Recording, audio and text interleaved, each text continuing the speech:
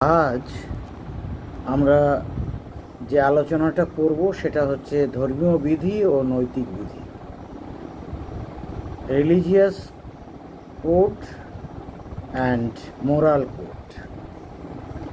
মানুষের ধর্মীয় জীবনের সঙ্গে নৈতিক জীবনের এক নিবিড় সম্পর্ক আছে। ধার্মিক ব্যক্তি নীতিনিষ্ঠ, সচ্চরিত্র হবেন, এটাই মানুষের সঙ্গত দাবি। আদিম সমাজে ধর্ম ও নীতির মধ্যে কোনো ভিন্নতা ছিল না। পরবর্তীকালে আমরা দেখেছি পরিবর্তিত ও উন্নত সমাজে ধর্ম ও নীতিকে স্বতন্ত্র রূপে গণ্য করা হলো।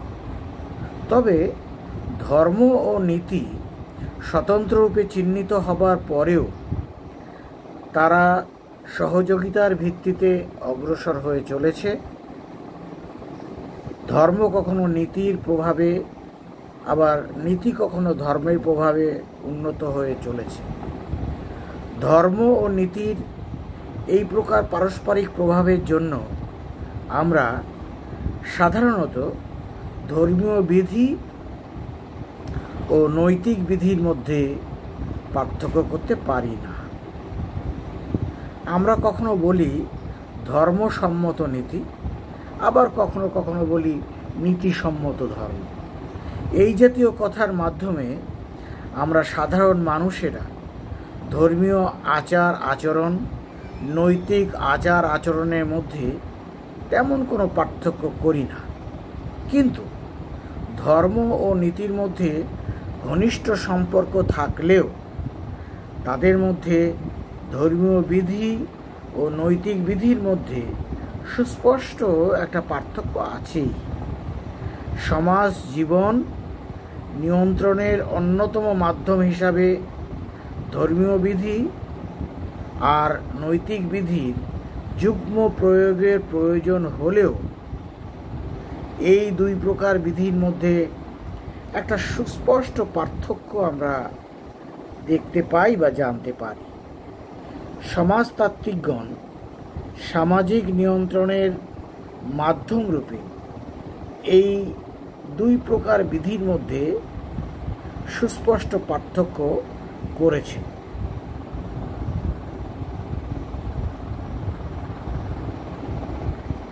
আমরা প্রথমে যে পয়েন্টটা নিয়ে আলোচনা করব সেটা হচ্ছে ধর্মীয় নীতি অপেক্ষা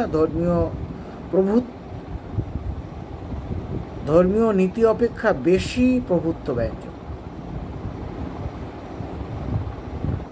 একটু ভুল হলো, ধর্ম নীতি অপেক্ষা বেশি প্রভুত্ব ব্যঞ্জক। ধর্মের ক্ষেত্রে অতি প্রাকৃত সত্তার যে আদেশ বা অনুজ্ঞা থাকে, নীতির ক্ষেত্রে তা থাকে না। কাজেই ধর্মীয় বিধি ও নৈতিক বিধির মধ্যে পার্থক্য তাদের উপাদান বা বিষয়বস্তুর উপর নির্ভর করে না, নির্ভর করে ধর্মীয় বা নৈতিক বিধির উৎসমূলের উপর। ধর্ম যেসব আচার আচরণকে অনুমোদন করে সেসব অনেক ক্ষেত্রে নীতিসম্মত রূপেও গ্রাহ্য হয়। তেমনি আবার নীতি যেসব আচার আচরণকে অনুমোদন করে সেসবও অনেক ক্ষেত্রে ধর্মসম্মত রূপে গ্রাহ্য হয়। কাজেই উপাদানের দিকে যদি আমরা তাকাই, সেই দিক থেকে ধর্মীয় বিধি মধ্যে তেমন কোনো পার্থক্য নেই। আসল পার্থক্য বিধি নিষেধের উৎসমূলকে কেন্দ্র করে। এই প্রসঙ্গে ম্যাকাইভার ও পেস এরা বলেন, ধর্ম এবং ধর্মীয় বিধির দাবি হলো কোনো অপার্থিব শক্তি মানব জীবনকে ও মানব সমাজকে নিয়ন্ত্রিত করে চলেছে। এই অপার্থিব শক্তি কখনো ঈশ্বর, আবার কখনো মৃত ব্যক্তির আত্মা বা প্রেত, আবার কখনো নরকবাসের ভীতি প্রদর্শন, এসব হতে পারে। সহজ কথায় ধর্মের ক্ষেত্রে যে কর্তৃপক্ষের অনুশাসন থাকে তা হলো এক অপার্থিব কর্তৃপক্ষ। ধর্মের ক্ষেত্রে মানুষের সঙ্গে মানুষের সম্বন্ধ স্থাপন মুখ্য বিষয় নয়। মুখ্য বিষয় হচ্ছে অপার্থিব শক্তির সঙ্গে মানুষের সম্বন্ধ স্থাপন। ধর্মীয় বিধির ক্ষেত্রে বিধি পালনের আদেশটি আসে ঈশ্বর অথবা প্রেতের কাছ থেকে। প্রেতের নির্দেশ অমান্য করলে জীবনে অনেক অনিষ্ট হবে। ঈশ্বরের অনুজ্ঞা অমান্য করলে নরকবাসের কষ্ট পেতে হতে পারে। এমন সব বিশ্বাস থেকে মানুষ ধর্মীয় বিধিগুলোকে অনুসরণ করে।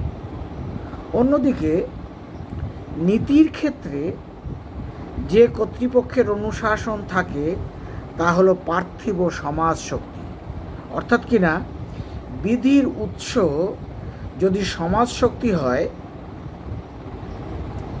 তাহলে তা হবে নৈতিক বিধি। এই সমাজ শক্তির মুখপাত্র কখনো গ্রাম পঞ্চায়েত, কখনো গ্রামের মোড়ল, ওদিকে আদিম সমাজ ব্যবস্থায় কোনো দলপতি বা গোষ্ঠীর পিতৃস্থানীয় ব্যক্তি ইত্যাদি ইত্যাদি।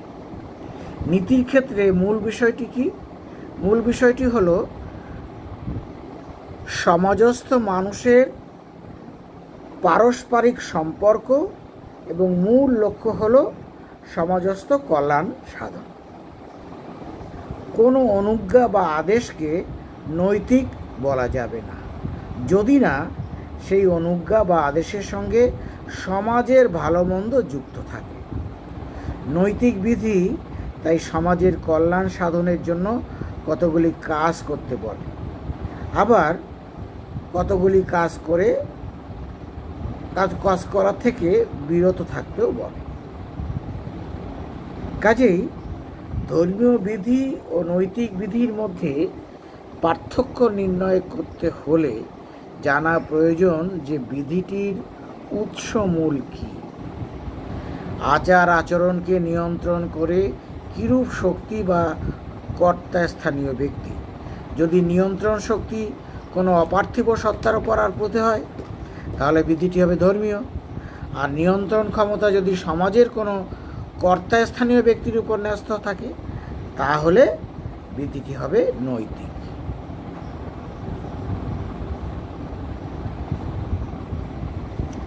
এখন এর পরের স্লাইডে আমরা যাচ্ছি। নৈতিক বিধির সঙ্গে সমাজ কল্যাণের যোগ থাকলেও ধর্মীয় বিধির সঙ্গে সমাজ কল্যাণের প্রত্যক্ষ যোগ থাকে না। এই বিষয়টা নিয়ে একটু আলোচনা করব। ধর্মীয় আচার আচরণের মূলে হচ্ছে অপার্থিব কোনো সত্তার অনুজ্ঞা। কর্তা স্থানীয় ওই অপার্থিব সত্তাকে সন্তুষ্ট করতে হলে তার অনুজ্ঞা পালন করতে হবে।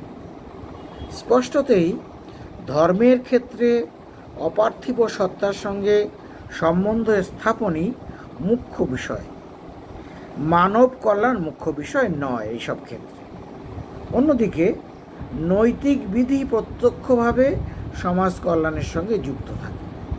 সমাজস্থ মানুষের কল্যাণ এবং অকল্যাণকে কেন্দ্র করেই নৈতিক অনুজ্ঞাগুলি আমরা দেখতে পাই। ম্যাকাইভার ও পেজ এরা বললেন ধর্মীয় বিধির ক্ষেত্রে অপার্থিব সত্তার সন্তোষ বিধানই আসল লক্ষ্য।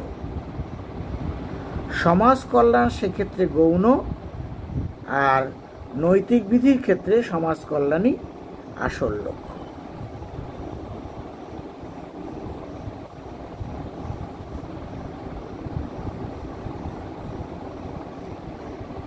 এরপরে আমরা ধর্মীয় বিধি অনেক সময় সমাজ কল্যাণের পরিপন্থী, এই পয়েন্টটি নিয়ে আমরা একটু আলোচনা করব। আমরা দেখতে পাই ধর্মের ইতিহাসে, সেটা যদি আমরা দেখব ম্যাকাইভার এবং পেজ সেখানে বলছেন যে আদিম ও মধ্যযুগে ধর্মীয় বিধি অনেক সময় সমাজ কল্যাণের পরিবর্তে সমাজের অকল্যাণ সাধন করেছে। ধর্মীয় বিধান অনুসারে প্রয়োজনীয় ও পুষ্টিকর অনেক খাদ্য নিষিদ্ধ হয়েছে।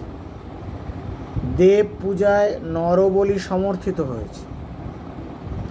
ধর্মীয় উৎসব অনুষ্ঠানে নারী পুরুষের মধ্যে যদৃচ্ছ যৌন সঙ্গম অনুমোদিত হয়েছে।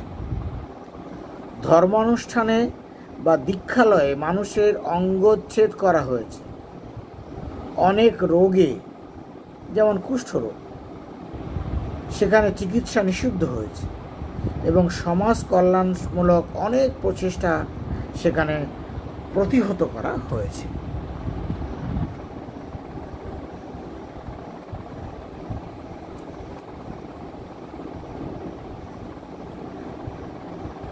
এরপরে স্লাইডে আমরা যাচ্ছি। ম্যাকাইভার এবং পেজ ধর্মীয় বিধি ও নৈতিক বিধির মধ্যে আর একটা পার্থক্যের উল্লেখ করেছেন। ধর্মীয় বিধির মূলে হচ্ছে মানুষের অন্ধ সংস্কার ও বিশ্বাস, যা সমাজের পরিবর্তনের সঙ্গে পরিবর্তিত হতে চায় না বা হয় না। ধর্মীয় মনোভাব রক্ষণশীল আর প্রাচীনপন্থী।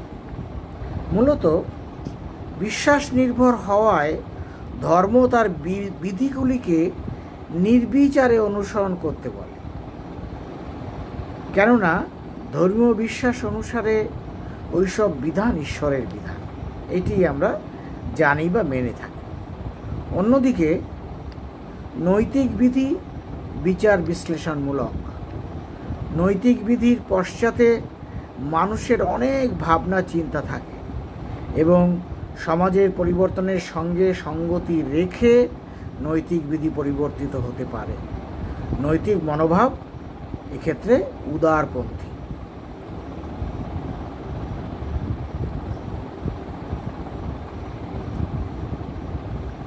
এরপর আমরা দেখছি ধর্মের ক্ষেত্রে জয় ও প্রশান্তি। মানুষের নৈতিক জীবন এক প্রচেষ্টার মল্লভূমি। ধর্ম মানুষকে নিশ্চিষ্ট করে, নীতি মানুষকে সচেষ্ট করে। এই আলোচনাটি আমরা করব। ধর্ম ঈশ্বর বা অতি প্রাকৃত সত্তাকে পরম নির্ভর বা আশ্রয় রূপে গ্রহণ করতে নির্দেশ দেয়। ধর্মের মধ্যে তাই কোনো দ্বিধা বা সংশয় নেই, দ্বন্দ্ব বা সংঘাত নেই, আছে কেবল পরম নির্ভরতা, শুধু মেনে চলা। অন্যদিকে নীতি নির্দেশ হলো পরম কল্যাণের আদর্শকে লাভ করবার জন্যে মানুষকে নিরন্তর প্রয়াস করতে হবে, কেননা পরম কল্যাণ সহজলভ্য নয়। মানুষের নৈতিক জীবন তাই এক প্রচেষ্টার মল্লভূমি বা একটা রণক্ষেত্র, আর ধর্মের ক্ষেত্র জয় এবং প্রশান্তি। ধর্ম মানুষকে নিশ্চিষ্ট করে তোলে আর নীতি মানুষকে সচেষ্ট করে তোলে।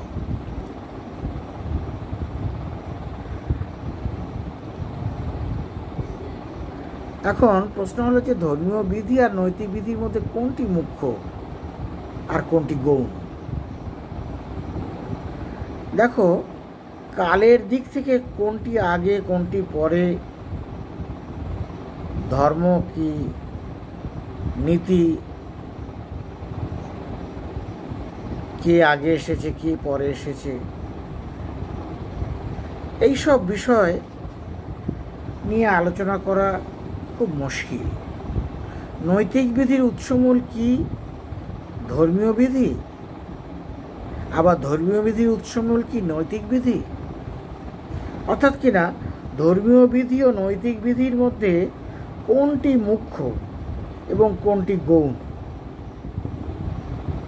এই সম্পর্কে ম্যাকাইভার এবং পেজ দুটি বিরুদ্ধ অভিমতের উল্লেখ করেছেন। সেটি আমরা এখন তোমাদের বলবো। প্রথম মত অনুসারে ধর্মীয় বিধি নৈতিক বিধির পূর্ববর্তী, আর দ্বিতীয় মত অনুসারে নৈতিক বিধি ধর্মীয় বিধির পূর্ববর্তী। এখন প্রথম মতের সমর্থক হলেন ফরাসি দার্শনিক ও সমাজতাত্ত্বিক অগাস্ট কোত। কোতের মতে মনুষ্য চিন্তা তিনটে স্তরের মধ্যে দিয়ে ক্রমপর্যায়ে বিবর্তিত হয়েছে, যাকে তিনি ত্রিস্তর সূত্র বা ল অফ থ্রি স্টেজ বলে বর্ণনা করবার চেষ্টা করেছেন। সেগুলো কেমন?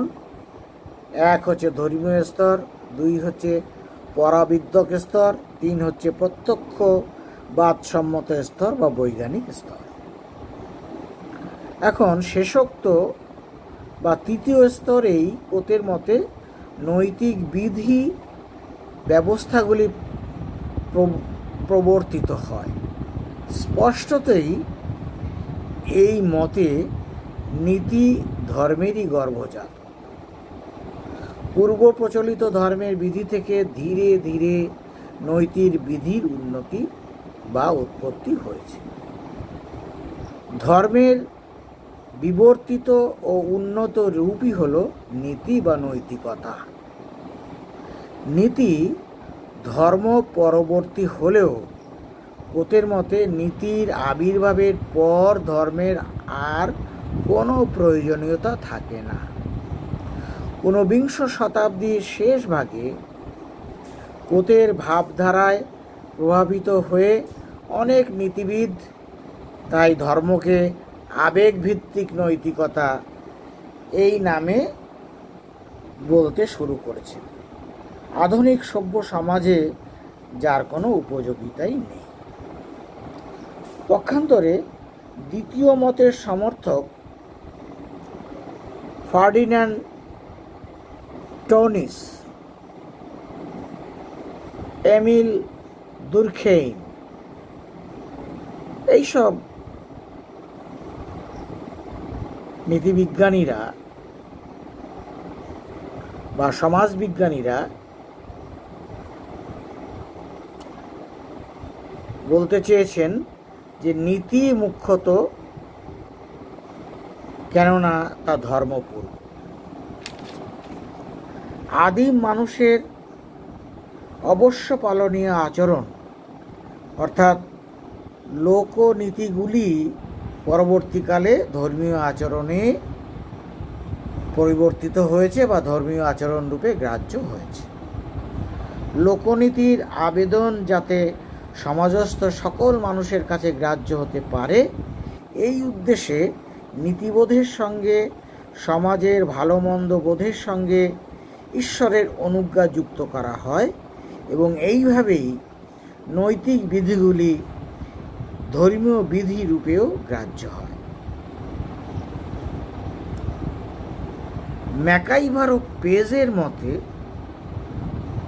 উপরে যে আলোচনাগুলো করলাম, উপরোক্ত দুটো অভিমতই বিভ্রান্তিকর।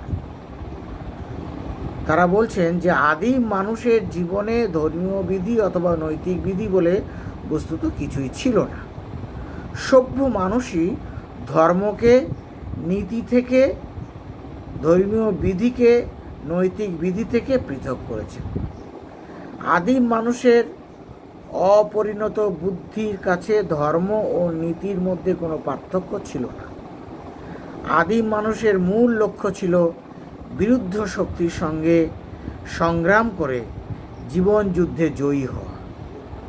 এই উদ্দেশ্যে সে কখনো অপার্থিব শক্তিকে সহায়ক শক্তিরূপে লাভ করবার উদ্দেশ্যে তার তুষ্টি বিধানের জন্যে পূজা অর্চনা করেছে, যদিও ওই প্রকার আচার আচরণ যে ধর্মীয় তা কিন্তু তারা তখন উপলব্ধি করতে পারেননি।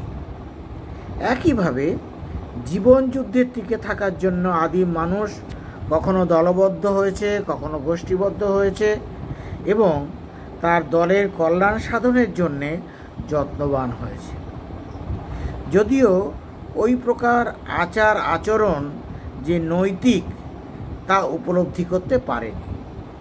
কাজেই আদিম মানুষের জীবনে ধর্মীয় আচরণের সঙ্গে নৈতিক আচার আচরণের কোনো পার্থক্য অনুভূত হয়নি।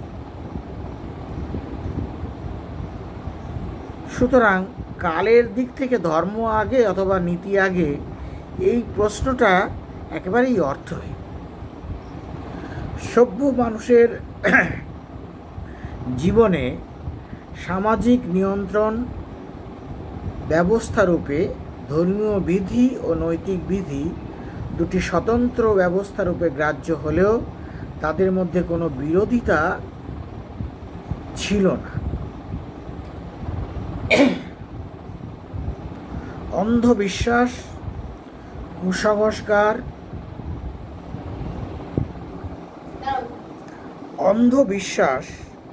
ও কুসংস্কার পরিহার করে ধর্ম যদি পরিশুদ্ধ হয়, তাহলে নৈতিক বিধির সঙ্গে ধর্মীয় বিধির কোনো বিরোধ থাকে না। পরিশুদ্ধ ধর্মে সমাজ কল্যাণ উপেক্ষিত হয় না। এই প্রসঙ্গে খ্রিস্ট ধর্মের 10টি অনুজ্ঞা বা 10 কমান্ডমেন্টস উল্লেখ করা যায়, যা এই প্রসঙ্গে ধর্মীয় ও নৈতিক বিধির বিষয়টি আলোচনা করেছে। অনুজ্ঞাগুলিতে যেমন মানুষের সঙ্গে ঈশ্বরের সম্পর্কে উল্লেখ আছে, তেমনি আবার সমাজ কল্যাণের উল্লেখ আছে। সনাতন হিন্দু ধর্মের সার কথা হলো, জীবে দয়া করে যেই জন সেই জন সেবিছে ঈশ্বর। নীতির